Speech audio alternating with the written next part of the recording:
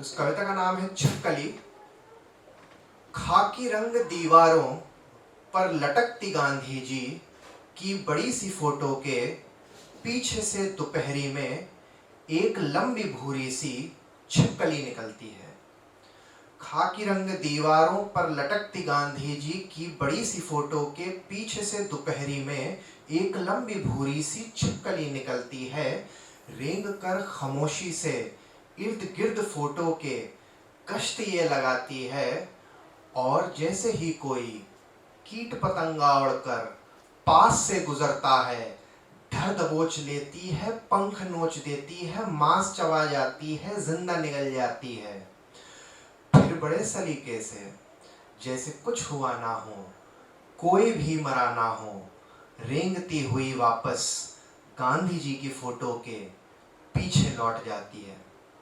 तो किस तरह जो ये हिंसा मतलब वो होती है। तो एक ये असल में गुजरात में जो हुआ था। तो अब तो एक जैसे दिल्ली में हिंसा हुई थी अभी फरवरी में।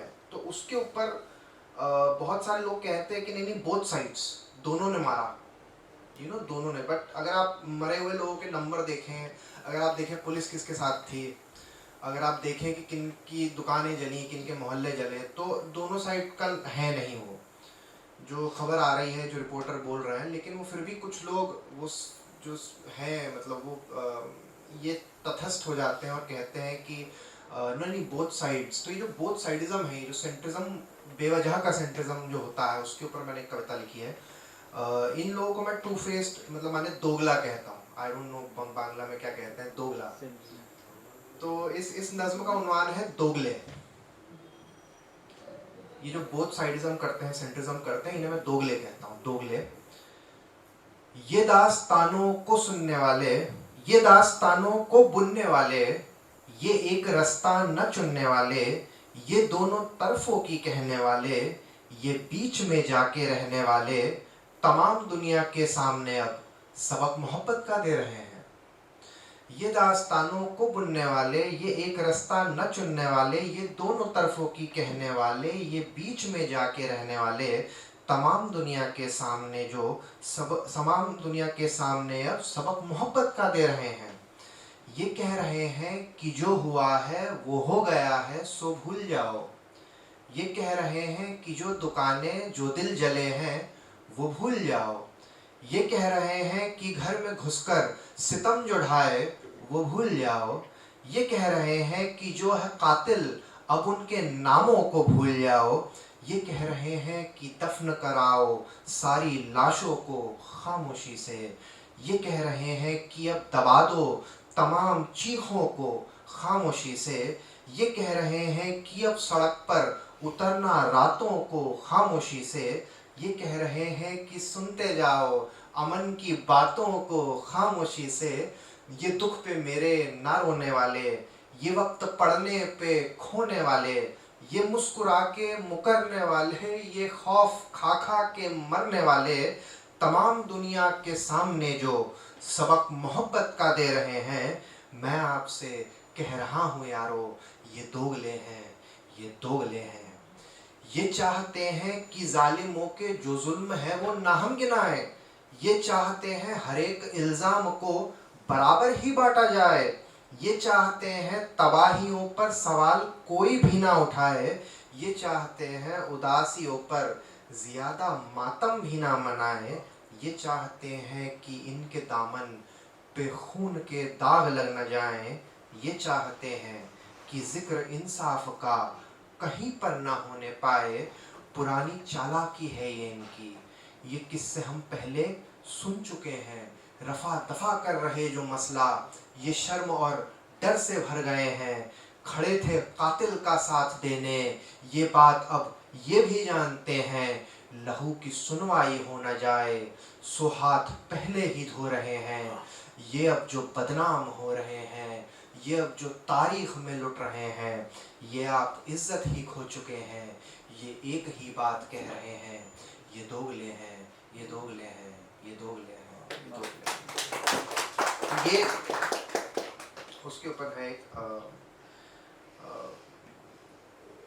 एक जो बारिश हो रही है, तो मैं एक बारिश के ऊपर मैंने एक पोएम लिखी है कि जनरली मैं जब भी बारिश के ऊपर पोएम सुनता हूँ तो ऐसी इस तरह की पत्ते गीले हो गए, बूंद बूंद बरसी, बरखा आई, सावन आया, ये आया, फलाना ढिमाका, जो भी।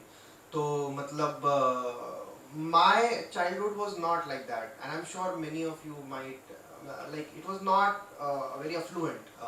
तो मेरी यादें कुछ और हैं बारिश को लेके। I hate rains because my house use to leak and मतलब आई वॉज नॉट, मतलब ऐसे दो जोड़ी जूता नहीं था टाइप्स वैसा, you know, things like that. तो मतलब जूता गीला हो गया तो साला वही पहन के जा रहे हैं, तो वो मतलब बड़ा ही अजीब, मुझे मुझे बहुत नफरत है बरसात से। I have zero romanticism for rains and how, मतलब विथ प्रिविलेज, विथ अक्यूमुलेशन, मतलब जैसे आप सोशल ऑर्डर में क्लाइम करते हैं तो आपको याद रहता है कि यार मुझे आप चले जाइए चाहे तो कोई इशू नहीं, तो आपको याद तो रहता है कि यार मतलब अभी आप लिख देते हैं थोड़ा सा प्यार से बरसात के बारे में, सबसे हाँ में हाँ मिला लेते हैं, हाँ चलो चाय पी लो, भजिया खा लो, लेकिन आपको याद तो है ना कि क्या आपकी फीलिंग थी। तो ये उसके ऊपर है ये poem. This poem is called आज बारिश हुई तो याद आया। आज बारिश हुई तो याद आया, मेरी माँ दौड़ कर कपड़े उठा ले आती थी, कोसती थी कि कई दिन नहीं सूखेंगे अब। मेरे वालिद टेरेस पे चढ़ के कच्ची ईंटों पर एक नीली सी टारपोलिन से साया करते। ये बहस होती कि इस साल गर्मियों में फिर न लगा पाए दो परते महंगे पेंट की हम। गलत अंदाजे से बर्तन बिछाए जाते थे और फिर ताकते थे छत से टपकती बूंदें। सारे गद्दों को मोड़ करके कहीं रख देते थे, अजीब बू थी जो जाती ही नहीं। सारे गद्दों को मोड़कर कहीं रख देते थे, अजीब बू थी जो जाती नहीं थी रुई से। चली जाती थी बिजली यूं ही मोहल्ले भर की, चली जाती थी बिजली यूं ही मोहल्ले भर की। पड़ोसियों की गुफ्तगू सुनाई पड़ती थी, अंधेरे में किसी दराज से एक मोमबत्ती निकाल लाता था कोई बड़ा मेरे घर का, उसी की रोशनी में साथ खाना खाते थे। दुआएं करते थे कि रात भर ना हो बारिश, दुआएं करते थे कि रात भर ना हो बारिश। दुकान में भर गया पानी तो ठीक ना होगा, खैर घुटने तलक तो फिर भी बरस जाता था, खैर घुटने तलक तो फिर भी बरस जाता था। उठा के बाईचे चप्पल पहन के चलते थे, नई दीवारों पे सीलन के दाग गिनते थे। सड़क पे मेन होल के भंवर से बचते हुए जहां भी जाएं जैसे तैसे ही पहुंचते थे। मगर मगर जो आज सर पे टूट के बरसे बादल, मगर जो आज सर पे टूट के बरसे बादल, मैसेज पे मैंने की जरूरी सी मीटिंग कैंसिल। मगर जो आज सर पे टूट के बरसे बादल, मैसेज पे मैंने की जरूरी सी मीटिंग कैंसिल। रोशनी जाती ही कहाँ है बड़े शहरों में, रोशनी जाती ही कहाँ है बड़े शहरों में। उमस से मर न जाऊं इसलिए एसी में रहा। एक फोटो लिया बारिश का अपने, एक फोटो लिया बारिश का अपनी खिड़की से, जिसमें बादल थे, हरे पेड़ थे और बूंदे थी। एक फोटो लिया बारिश का अपनी खिड़की से, जिसमें बादल थे, हरे पेड़ थे और बूंदे थी। एक हैशटैग संग 4 लाइन लिख डाली, क्रॉप कर डाली मैंने नीली झुग्गियां सारी। एक हैशटैग संग 4 लाइन लिख डाली, क्रॉप कर डाली मैंने नीली झुग्गियां सारी। अपने माजी पे चढ़ाया वो गजब का फिल्टर, धुंधला कर दिया गुर्बत में गुजारा मंजर। आज बारिश हुई तो याद ये आया मुझको, कब कभी बारिश से मुझे सख्त सख्त नफरत थी। तो इट्स लाइक एक थोड़ा कुछ सॉफ्ट सुना देता हूँ, मतलब आपको ऐसा ना लगे कि यार ये तो बिटर ही बिटर पड़ा जा रहा है, मतलब ठीक है। मतलब ये बड़ी अजीब सी पोएम है जो मैंने लिखी है। मतलब इट्स बेसिकली लाइक कैसे कह सकते हैं आप कि मैं कुछ दूसरा पढ़ता हूँ ये। So this is a long poem, slightly long poem, but this is a very this is about appropriation कि जो अप्रोप्रिएट हो जाता है, कि जो मार्जिनलाइज होता है उसकी कहानी भी लोग खा जाते हैं। एक तो पहले जूता खाता है मार्जिनलाइज होता है, उसके बाद जो जूता मार रहा होता है वो उसकी कहानी तक खा जाता है। शोषण शोषक जो है वो शोषित की कहानी भी ले जाता है। तो ये उसके ऊपर मैंने एक फिल्म एक फिल्म आई थी which was about how the oppressed मतलब ये लेंस अलग हो जाती है। तो दिस पोएम इज कॉल्ड हम फिर नहीं लिख पाए। This poem is about how perhaps the marginalised will never be able to tell their tales. It's called हम फिर नहीं लिख पाए। ये हिंदी की कविता है, थोड़ी सी लंबी है। हम फिर नहीं लिख पाए। हम झेल रहे हैं दुख, हम झेल रहे हैं दुख और वे, हम झेल रहे हैं दुख और वे कागज कलम इकट्ठे कर लिखना शुरू कर चुके हैं हमारे दुख की कहानी।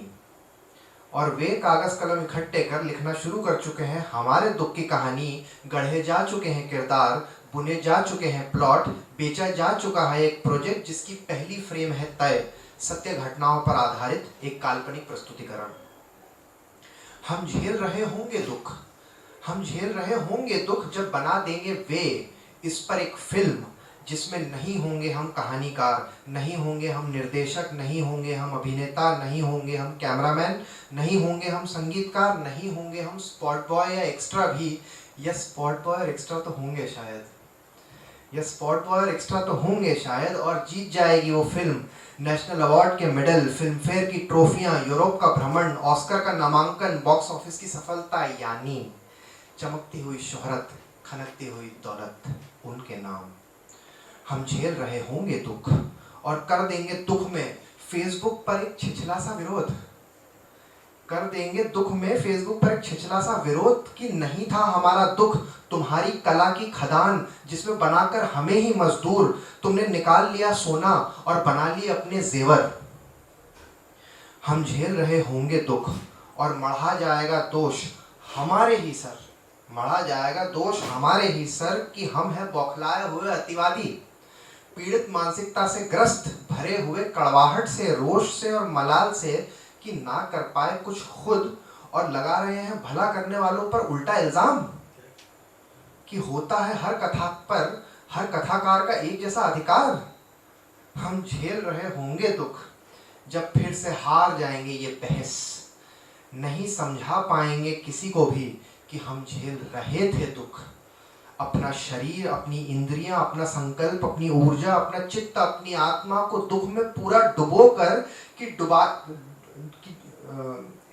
अपना शरीर, अपनी इंद्रियां, अपना संकल्प, अपनी ऊर्जा, अपना चित्त, अपनी आत्मा को दुख में पूरा झोंक कर कि डुबाया जा रहा था हमें, हमारी गर्दन को दबोच कर दुख के पानी में बार बार, और छटपटा रहे थे लेने को सांस, और तब नहीं था मुमकिन याद करना कागज कलम को। हम फिर हार जाएंगे बहस और मांग लेंगे माफ़ी, हम फिर हार जाएंगे बहस और मांग लेंगे माफ़ी। इतिहास में हमारा विरोध, इतिहास में हमारा विरोध कहलाया जाएगा आपत्ति या अपवाद, आपत्ति या अपवाद, या सिर्फ एक बहाना कि हम झेलते ही रह गए दुख और कभी नहीं लिख पाए अपने दुख की कहानी अपनी ही ज़बानी। तो ये ये जो फिल्में बन जाती हैं जो मार्जिनलाइज्ड के मरने वाले, तो ठीक है, I guess I don't know 15-20 minutes. हाँ, oh yeah, I had to continue that first, yeah. So ये start है हिंदुस्तानी मुसलमान की। It's तो ये थी कि सड़क पे सिगरेट पीते वक्त जो अज़ान सुनाई दी मुझको, तो याद आया कि वक्त है क्या, और बात जहन में ये आई, मैं कैसा मुसलमान हूँ भाई। मैं शिया हूँ या सुन्नी हूँ, मैं खोजा हूँ या बोहरी हूँ, मैं गांव से हूँ या शहरी हूँ, मैं बागी हूँ या सूफी हूँ, मैं कौमी हूँ या ढोंगी हूँ, मैं कैसा मुसलमान हूँ भाई।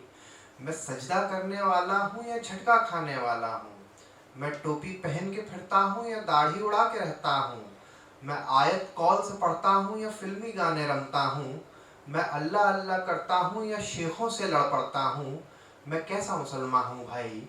मैं हिंदुस्तानी मुसलमान हूँ, दक्कन से हूँ, यूपी से हूँ, भोपाल से हूँ, दिल्ली से हूँ, बंगाल से हूँ, गुजरात से हूँ, हर ऊंची नीची जात से हूँ। मैं ही हूँ जुलाहा मोची भी, मैं डॉक्टर भी हूँ, दर्जी भी, मुझमें गीता का सार भी है, एक उर्दू का अखबार भी है, मेरा 1 महीना रमज़ान भी है, मैंने किया तो गंगा स्नान भी है, अपने ही तौर से जीता हूँ, दारू सिगरेट भी पीता हूँ, कोई नेता मेरी नस नस में नहीं, मैं किसी पार्टी के बस में नहीं, मैं हिंदुस्तानी मुसलमान हूँ। खूनी दरवाज़ा मुझ में है, एक भूल भुलैया मुझ में है, मैं बाबरी का एक गुंबद हूँ, मैं शहर के बीच में सरहद हूँ, झुग्गियों में पलती गुर्बत में, मदरसों की टूटी सी छत में, दंगों में भड़कता शोला मैं, कुर्ते पर खून का धब्बा मैं हिंदुस्तानी मुसलमान हूँ। मंदिर की चौखट मेरी है, मस्जिद के किबले मेरे हैं, गुरुद्वारे का दरबार मेरा, यीशु के गिरजे मेरे हैं। 100 में से 14 हूँ लेकिन 14 ये कम नहीं पड़ते हैं, मैं पूरे 100 में बसता हूँ, पूरे 100 मुझ में बसते हैं। मुझे एक नज़र से देख न तू, मेरे एक नहीं 100 चेहरे हैं, 100 रंग के हैं किरदार मेरे, 100 कलम से लिखी कहानी हूँ। मैं जितना मुसलमान हूँ भाई, मैं उतना हिंदुस्तानी हूँ, मैं हिंदुस्तानी मुसलमान हूँ, मैं हिंदुस्तानी मुसलमान। पहला सवाल तो मैं आपसे ये पूछूंगा कि आपने ये कविता पढ़ी, मैं हिंदुस्तानी मुसलमान, छिपकली वगैरह, आपको वीरदास के जैसे डर नहीं लगता कि कहीं आपको बोल देंगे कि आप यहाँ नहीं पढ़ सकते, या आप अमेरिका में पढ़िए, या बंगाल में आपने पढ़ा, आप आइए हमारे यहाँ, हम दिखाएंगे हम कौन है? नहीं, ये सब हो चुका है ऑलरेडी मेरे साथ, तो मेरे को अब डर नहीं लगता है। मतलब ये वीरदास का तो थोड़ा लेट हुआ, मतलब मेरा यूएस में जाके हो चुका है ये सब। तो ऑल्सो मतलब एक तो ये है कि दो बातें हैं, पहला ये कि एक तो हो चुका है तो मुझे अब कम डर लगता है। दूसरा, मैं कोई ऑब्जेक्टेबल बात नहीं कर रहा हूँ, मैं कुछ गलत नहीं बोल रहा हूँ, मैं कोई ऐसी बात नहीं कर रहा हूँ जो मेरे हक की नहीं है, जो मेरे ख्याल से एक समझदार और एक नेक सिटीज़न इस देश का जो है वो बोल के मैं कोई ऐसी बातें नहीं कह रहा हूँ।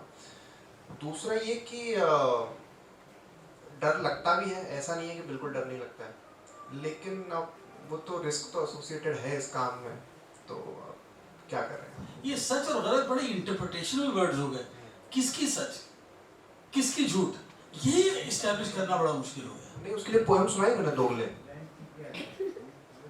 तो वो उसमें आ गया, कवर हो गया किसका सच किसका झूठ। अच्छा, तो वो बस कुछ बातें इशारों में, कुछ बातें प्रोज में, बट हाँ सच मतलब आप किस पर्सपेक्टिव से पूछ रहे हैं, सच क्या गलत क्या। You see, it's not an established truth. It's open to interpretation. ये कहेंगे कि नहीं नहीं आपने जो कहा वो उसका ये एंगल है, ये पर्सपेक्टिव है, ये नजरिया है, ये दृष्टिकोण है, तो आप ये किसका दृष्टिकोण किसका नजरिया है ये भी तो एस्टैब्लिश करना होगा। This every absolute fact has very many dimensions. तो ये डायमेंशन का इल्जाम लगाएंगे आपके ऊपर। मैं समझा, मैं अभी भी नहीं समझ पाया, आई एम सॉरी। मैं हाँ ये कहना चाहूंगा कि ये आपने जो कहा कि ये दोगले हैं, दोगले कहेंगे कि नहीं आपका नजरिया गलत है, हम तो दोगले नहीं, हम तो ये आजीवन काल से ये कह रहे हैं, ये आपका आपकी समझने में गलती हुई है। क्या समझने में गलती हुई है, किस कौन सा, आप अगर थोड़ा स्पेसिफिक होकर अगर मुझे पूछें तो मैं शायद बेहतर बता पाऊँ। अगर आप ये आपका इशारा ये है कि हिंदुस्तान में अभी जो हो रहा है वो गलत हो रहा है, तो ये लोग कहेंगे कि नहीं ये करेक्शन है, ये गलत नहीं हो रहा है, it's a correction of a long standing problem. और सभी प्रॉब्लम के लिए आजकल तो एक ही इंसान के लिए हम लोग पकड़ते हैं कि इंडिया अगर हार भी गई तो एक, और वो वो जो है सन 64 में गुजर गए, तो कहीं ना कहीं ये इंटरप्रिटेशनल गेम हो गया है कि what is truth, whose truth, किसका सच, तो ये इंटरप्रेट करना बड़ा डिफिकल्ट हो गया। इंटरप्रिटेशन तो ये इसमें नई बात क्या है, मतलब जो सामाजिक बातें हैं, जो राजनीतिक बातें हैं, वो तो हर आदमी अपने पॉइंट ऑफ व्यू से ही बोलेगा। जो आप कह रहे हैं कि भाई हर इंसान अलग अलग बोलेगा, तो यही तो डेमोक्रेसी है कि भाई हर इंसान अपने पीओवी से बोल रहा है।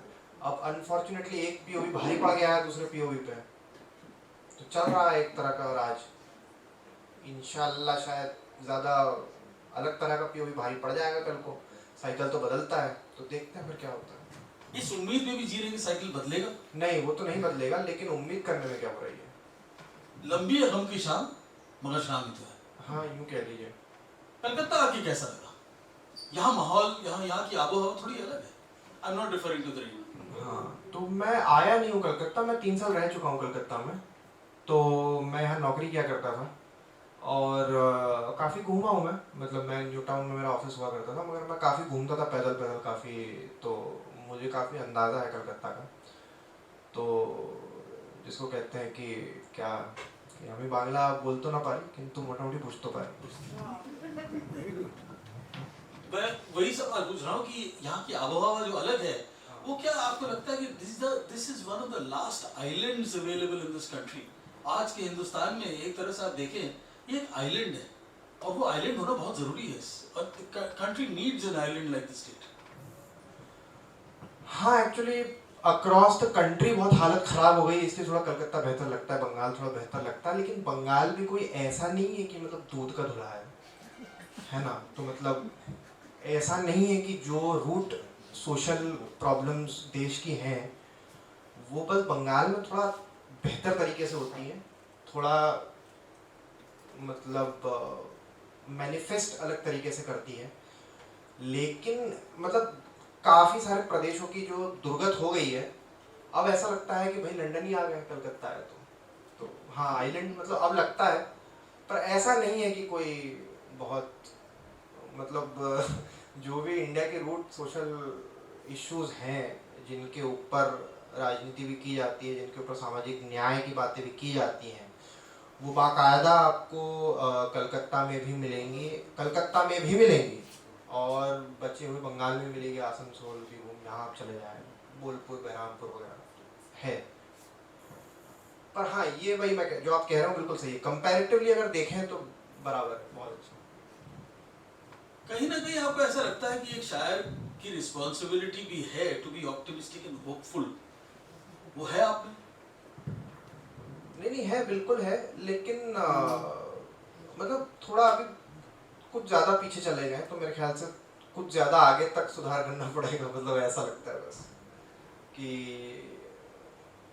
25-30 साल पुराना जो एक टेंशन मौजूद था वो उसको नए वे में नई डिजिटल एज में रेप्लिकेट किया गया है, तो मेरा मानना है कि उतना ही टाइम लगेगा उसको रिवर्स करने में भी। तो देखते हैं क्या, मतलब अगर आप थोड़ा स्पेसिफिक होके अगर पूछ पाएंगे तो शायद मैं और स्पेसिफिक जवाब दे मैं आपको एक बड़ा स्पेसिफिक एब्स्ट्रैक्ट का सवाल एब्स्ट्रैक्ट में दे रहा हूं, शायद आई डोंट नो कैसे हो रहा है सवाल आपसे पूछूंगा, क्योंकि मैंने एक तरह से तो हिंदुस्तान में हो रहा है, आई रिफर टू दैट, एक बहुत ही स्पेसिफिक रेफरेंस है कि आपने हिंदुस्तानी मुसलमान पे जो लिखा, तो was it well received within the community because you've actually spoken about two contrasting elements? तो contrasting elements में तो यहाँ इस तरफ भी है उस तरफ भी है, तो did you actually face any criticism from within as well? नहीं, I am very happy that I faced criticism and I am very happy that I received appreciation also, because the point of the poem is there is no such thing as a Muslim community which is like a monolith. There are diverse people. There are people of different castes, there are people of different sects, there are people of different regions, there are people of different religion. For example, खाली वो label जो है वो ये constant है, apart from that everything is different. हाँ मतलब तो आपका like my mother tongue is Gujarati. I speak, it is actually a wonder that I even know Urdu, because I have read Urdu, so much Urdu in my teenage that I know Urdu, but technically as a Muslim I did not know Urdu. So ये जो बोलते हैं ना उर्दू मुसलमानों की ज़बान है, my mother tongue is Urdu, Gujarati, and then my father is from MP, so that way my language is Hindi. तो मेरा डायलेक्ट भी इंदौर वाला है, जैसे अभी मैं आप लोगों के सामने थोड़ा सा अच्छी हिंदी में बोलने की कोशिश कर रहा हूँ, लेकिन इंदौर में और भैया यार कैसे हो, अरे यार उसको बोलो यार वहाँ से दे दे यार, so you know the kind of slurring and all, this is a dialect. Now मतलब if you see me in Indore you'll be like अरे यार ये तो शायरी उर्दू तो बोल ही नहीं रहा है, ये तो कैसे बात कर रहा है, ये तो एकदम ऐसे सड़क पे. So the point is that you are a product of the universe and the culture and the land that you belong to. So whether it was received well, it was received very well. It was also criticized on many fronts, and it was also criticized by everybody. It was not just received well and criticized by the Muslim community. It was actually received well and criticized by across the spectrum of people. I'm surprised. I thought कि एक तरह से people would have seen this more as a Muslim poem rather than a non-Muslim poem or reference at all. So मतलब please don't take it harshly or anybody, but to be honest, I had written this poem only to tell people that the non-Muslims that we are not a monolith. We are not a single unit. There are different kinds, and there are different types, and there are all kinds of people. So the argument is never that the Muslim community is great, don't persecute them. It is always that it is a normal community, live amicably as equals.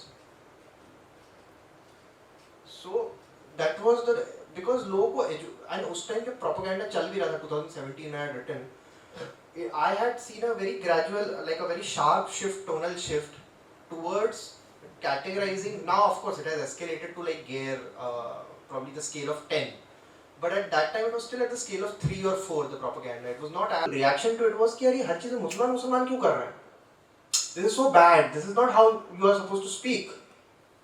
And it was more as a response to that. I mean, of course, now I realize that I was perhaps naive. I didn't know कि वो propaganda चल रहा है, वो categorization का एक process होता है पूरा की पूरा, वो कैसे homogenize करते हैं और ये करते हैं, वो तो एक part of process था, ये अब समझ में आता है retrospect में. But I was just reacting as a normal person. Because you could see your friends, you could see people who you have been with for years writing Facebook posts and sending you WhatsApp forwards which are venomous and they are murderous, and even like I do certain amount of activism also. In my last 4 years of meeting several Muslim activists, several Muslim journalists or writers or thinkers or even student activists, I have not seen a single comment which was violent in nature, which hinted violence, which said that perhaps we might need to do violence. No. But these were my friends, these were my colleagues.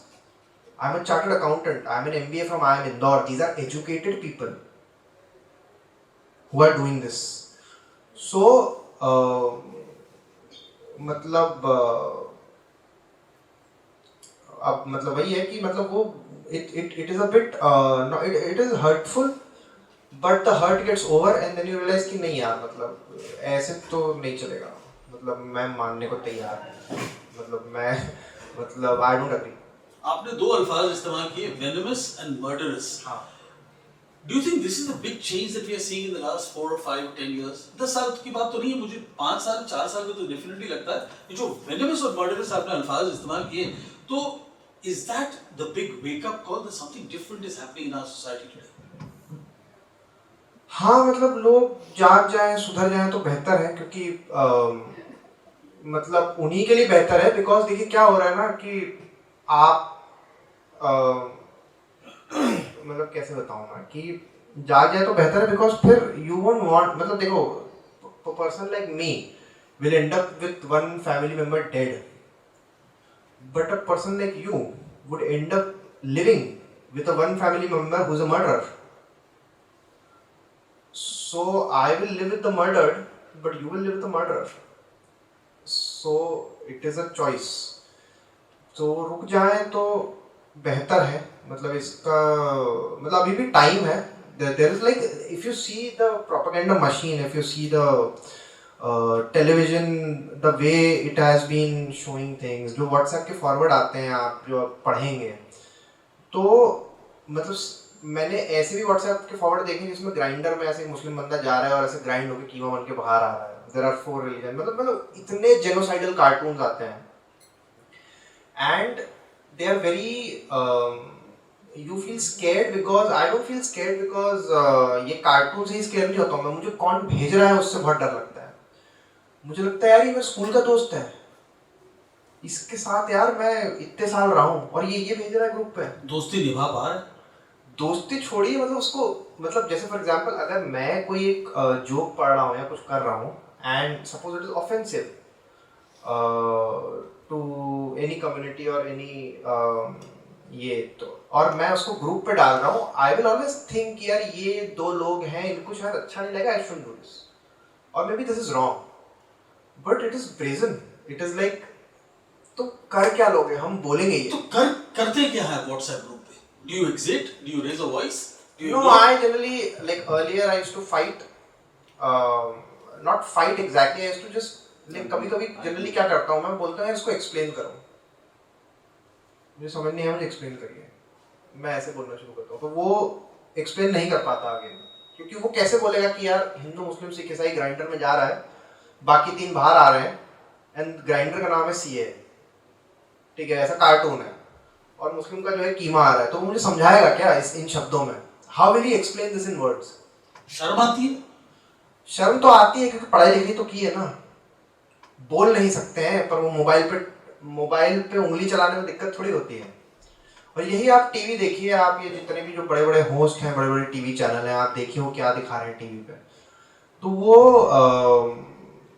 मतलब ठीक है, वो उसमें कुछ लालच भी है, उसमें कुछ आइडियोलॉजी से अग्रीमेंट भी है, उसमें कुछ पावर गेनिंग भी है, बहुत सारे रीजंस हैं, बट आप देखें तो मतलब चारों ओर वही प्रोपेगेंडा चल रहा है। आप पेट्रोल पंप पे जाएंगे तो किसी का पोस्टर आपको दिख जाएगा, आपके व्हाट्सएप में दिख रहा है, आपके फेसबुक में दिख रहा है, ट्विटर पे यही दिख रहा है। इसके अलावा आपका टीवी वही बोल रहा है, आपकी फिल्में वही बन रही हैं, आपके गीत भी जो है काफी हद तक वही बन रहे हैं, आपके टेलीविजन के ऊपर जो सीरियल बन रहे हैं वो भी इसी विचारधारा के ऊपर बन रहे हैं। तो वही मुझे मतलब थोड़ा तरस भी आता है लोगों के ऊपर कि यार मतलब बेचारे जाएंगे कहाँ, उनको जहनी तौर पर कौन बेचारा, मुसलमान की नॉन मुसलमान? जो नॉन मुसलमान जो सब्जेक्ट हो रहा है इसके ऊपर, वो भी जहनी तौर पर मरीज बनाया जा रहा है उसे। वो भी मतलब मैं कई बार लोगों को देख के ये भी सोचता हूँ कि यार इसे जहनी तौर पर मरीज बनाया जा रहा है, इसे अपंग बनाया जा रहा है जहनी तौर पे, इसे बार बार मतलब जिसको कहते हैं ना वो एक जहर का इंजेक्शन आप 1-1 ml रोज दें तो फिर आप 5 ml जहर भी लेने के लिए तैयार हो जाते हैं, क्योंकि आपकी बॉडी यूज्ड हो जाती है। तो ये 1-1 ml का जहर रोज मिल रहा है, कहीं व्हाट्सएप से, कहीं जी से, कहीं अपने दूसरे जो टीवी चैनल है वहां से। तो अब किसी दिन 5 ml का जहर यानी कि हिंसा हो जाएगी, तो उन्हें लगेगा हाँ हो गई कोई बात नहीं यार, सही किया, मार के सही किया। और ये नहीं हुआ है क्या?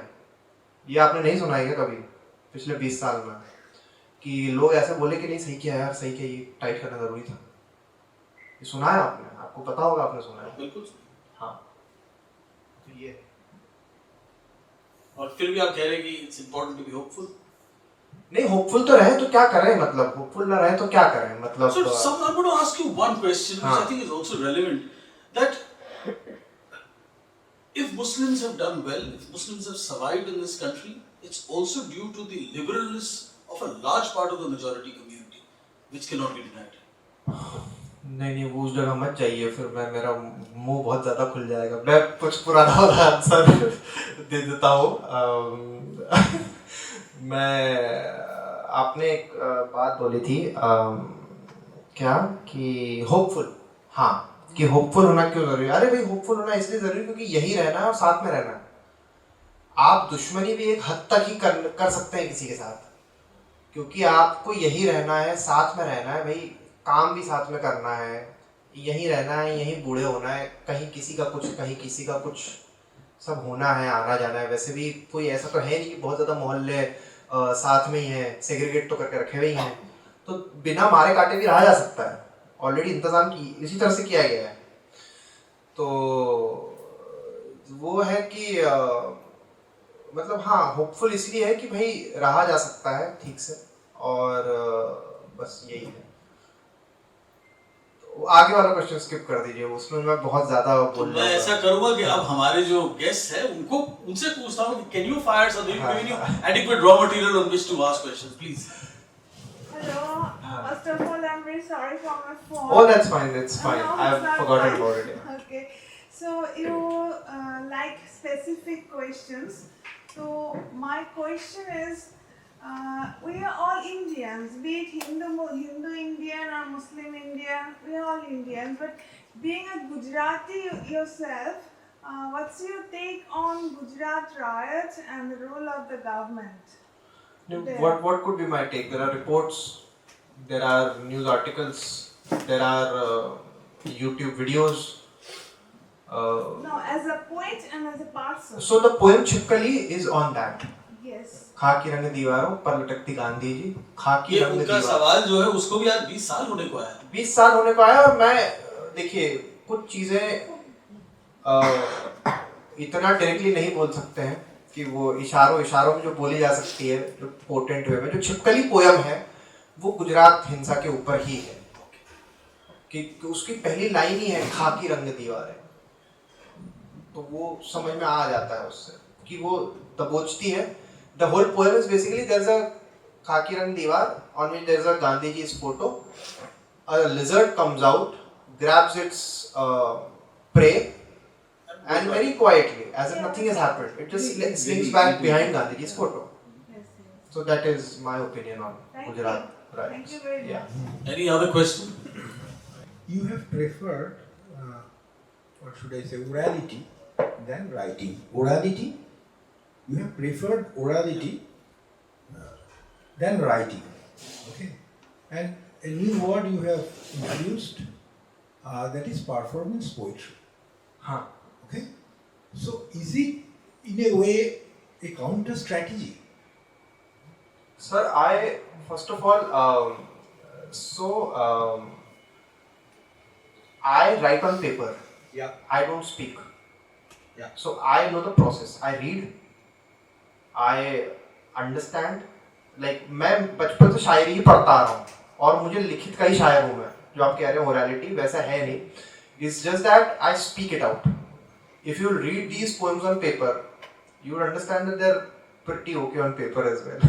It's just, but coming to your question, performance poetry, yeah. So performance poetry, how did I come across it? Is because back in 2009 when I was in Bombay, after doing my CA, I was working as an auditor in Ernst & Young in Bombay, 2009, and that is when I was introduced to something called as the spoken word poetry.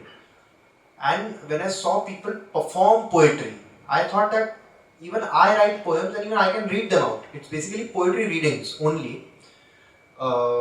So that is how that performance aspect got added. But I used to always write and never share with people because I used to write it on paper and then that. So and because I come from an Urdu training है मेरी, उर्दू शायरी की मेरी थोड़ी training है, तो that जैसे मैं ये पढ़ रहा हूँ कि खाकी रंग दीवारों पर लटकती गांधी जी की बड़ी सी फोटो के पीछे से दोपहरी में, तो that's a metrical structure that I'm following. Even poems like दोगले, ये दास्तानों को बुनने वाला da da da da da da da da. So that's a meter. So Urdu poetry meter is always happening. So if you look at it on paper, it's essentially paper poetry only. But performance poetry में मेरा जो वो है वो ये है कि I was introduced into writing more because I had to perform more back in 2009. Because we had to go to these open mics every month, I was like, अरे यार, I have to write a new poem because I have to go there. So I ended up writing a lot, and then of course मतलब लिखते जाओ फिर और पढ़ते जाओ. So yeah, that is how it was. And strategies ऐसा कुछ था नहीं, माने मतलब it's हाँ. You see, nowadays everything is coming from the opposite side as visuals. Oh yes, हाँ. In television, ji. in even WhatsApps, in laptop contents. Ji ji. It is coming as visuals. Ji ji ji. We are hearing things ji. through a visual ji. most of the time. Ji. So, in that way, I am just asking you whether this is a strategy to negotiate with that. You see what I want to mean? No, it is completely accidental. For me, it is completely accidental. Because I used to perform only for a set of 20-30 people like this. I used to write and I used to email it to my friends, at most 2 or 3 friends. I used to not even share it with them. Then I got this avenue, you could read it out to 20-30 people. And I was very happy. I was like, okay, nobody knows me, nobody's going to judge me, I can read it out. So that is how I started. So those 20-30 people I started with, reading it out, and then in 2016 what happened, people started recording it and putting it on YouTube. And that is when one organization actually recorded it and put it on YouTube, and I did not even care. I did not even want to be on camera. Like now I'm very comfortable on camera, now it's not a problem. But earlier I was like, अरे यार ये video क्यों बना लिया यार? Like my first video, which was a smoking poem, I was wanting them to not release it because my parents will get to know that I have smoke. I am not Harivansh Rai Bachchan who will write Madhushala without drinking. I had smoked before writing my poem. So I did not want my parents to know that. So I was actually very afraid. So it is completely accidental. But many of the new poets who have come, they have made it an avenue. They consider performance poetry as a separate art and everything. Genre. Genre, yeah. And that is the strategy part that you are saying कि वो video बनाते हैं, वो Instagram पे डालते हैं, वो YouTube पे डालते हैं, उनके लिए एक साइकिल चल रहा होता है कि हर 1 महीने में या 2 महीने में एक वीडियो डालना है, 2 महीने हो गए कोई वीडियो नहीं आया वगैरह वगैरह. मेरा ऐसा कुछ है नहीं, मतलब. But it is a good strategy from a reader point of view. Yeah. Not reader, but as an audience. Yes. I would like to have this. Yes. In contrast to that. That is great. I mean, yeah. I mean, I would. I'm okay with both. I like both. I also understand the pros and cons of both. Like Nowadays, it is not reading; it is seeing. yes, Viewing. yes, So, in your art form, yes. it comes down. But sir, being a fellow poet, you would agree, perhaps, is that if I would keep hearing poetry from a video, unless it's very high quality poetry, which will subconsciously teach me good things about poetry per se. If it is callow, then hearing would make me write even more callower things. Understand? But It's your approach to poetry yeah, is something different. When you are putting things apart, when you are talking against rains from Yes. your own point of view, Yes. you see, when it comes as a visual, हाँ. it helps. Yes, a lot. I agree. हाँ. But it has not been. Yeah, the No. thing is that I agree. It's a वो good strategy. Medium अच्छा है, वो video का medium अच्छा है, ज़्यादा लोगों तक पहुंच जाता है. Yes. हर एक को किताब नहीं खरीदनी पड़ती, हर एक को लिटरेरी मैगजीन नहीं खरीदनी पड़ती, हर एक को कोई एक इवेंट में भी नहीं आना पड़ता है. पोइट्री इवेंट में फोन पे बैठे बैठे आपको पता चल जाता है यार एक पोयम आई है, देखें क्या टाइम है, क्या 3 मिनट, चलो देख लेते हैं. Just politically speaking, whatever they are doing, हाँ. Oh yes. this is the yes, way yes, they are yes, yes, yes. getting in. yeah. Last question. So far, I heard your poems directly from you, and I could find that your poetry is basically based on socio-political, religious issues. I would like to know your environmental nature perspective of your poetry. As you mentioned during your speech that you are born and brought up in very not so well off rural. Not rural, Indore. Indore. Yeah. Okay, so not so well off. I don't know the area how it is like. So, what about your nature-centric poetry approach? No, Because no, most I of your don't poetries have. I found because Yeah, you say because when somebody is getting transformed from rural to urban, because your poetries are sounding more of a urbanized Yes. poetries. Yes. So, what about the poetics nature-centric approach of your poetry? If you So nature-centric poetry, very honestly, I don't have. Not because I do not appreciate nature or I hate it or because I want to go and destroy it. No, it's because nature-centric poetry I don't have because यार एक इंसान का वो रहता है ना, माने what will bring an emotional response out of me. It's an emotional response writing poems. I don't write 3 poems every week. So you have established, I can conclude that you have established your genre, I mean the similar, like as you read your poetry, this is your stream, I mean writing your, this is your There stream. are two things. Yes. First of all, I don't come from an environment, rather a universe where nature, like the birds cooing or the rains falling or the flowers blooming, have any kind of